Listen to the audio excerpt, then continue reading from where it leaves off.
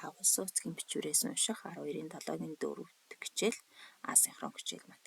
Хичээлийн зорилго улсын эцгийн тгийн онцлогийг таньж унших. Улсын үзэг гэж юу вэ? За улсын үзэг нь хусаар хийсэн бичгээр хэсэл юм. Улсыг нэгэн талын хавтгай нөгөө талыг нь харандаа нүүзрүүлж үзүүлж бичдэг байжээ. Үнсэн самбар буюу улсын үзэг.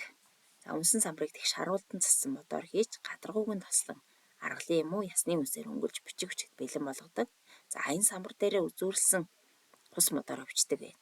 За бичсэн бичгээ дахин үнсээр арчхад үсгэн найрлаад дахин шинээр бичгэд бэлэн болдог байна. Энэхүү үнсэн самбар нь хусан үзийг анх бичих үсэг сурч буй хүүхдүүдэд бичиг заахад хэрэгжилжсэн бөгөөд нэгээс эхлэн хэдэн ч удаагаар мөн авч явахад тохиромжтойгоор том жижиг янз янз хийдэг байна.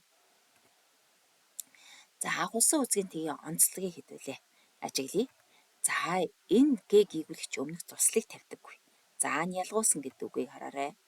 За болгож гэдэг үгийг харъя. За мөн тоосны гэдэг үг нь. За нугууд гэдэг үг байна. Сууж гэдэг үгийн г-ийн өмнө тусал тавихгүй байна.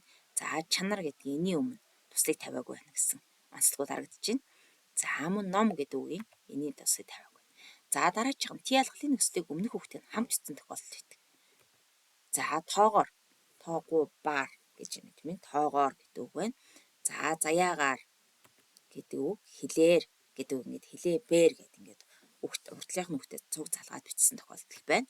За үгийн хадагт орсон эсгийгүүлэгч үсгийг охор сүүлээр бичдэг. За үүнийг үгийн хадагт орсон энэ а үсгтэй андуурах тохиолдол гарахгүй. За атгны өвгөс эдээс үсгийг одоо энэ аатай андуурах тохиолдол гарах үе гэж байна тийм ээ. За дараачих нь төгс үзэсгэлэн төө гүн гэж байгаа мó эс гэж байгаа мó гэдэг энэ бас гээд ялгахдахгүй харагдах вэ гэдэг үтнээс онцлогийг гаргаж байна. За дараачих нь харцсын хөвгүүн дараачих нь улсын. Энэ бол бид нар ингээ харахад та нар одоо харахад бол энэ юм уу эсвэл үгийн хадагт ордог шиг харагч байна. Тэгвэл энэ бол эсгийгүүлэгч юм аа.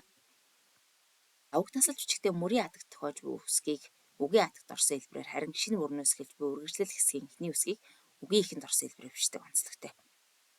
Ялгуусан энэ ила гэдэг одоо ингээд үеэр таслангууд гуусан гэдэг г үсэг манад үгийн ихэнд ордог хэлбэрээр бичигдсэн байна гэсэн. За бүгдээ гэдэг нүдээ бүгдэд гэдэг үгийн ихэнд ордог хэлбэрээр ингээд бичигдээд байна гэсэн. За үгийн хадагт орсон б гэвлэгчийг уугар хэлбэрээр бичих тохиолдол байдаг. За өөрөөр хэлбэл үгийн хадагт нум махад дээр бус гиз орхиц гэсэн хэлбэрээр бичсэн байна. Энэ дээр бол дөрвөн твийн гэдэг тв гэдэг үгийг одоо хараарай. Б үсэг нь хэрхэн яаж бичигдсэн байна вэ?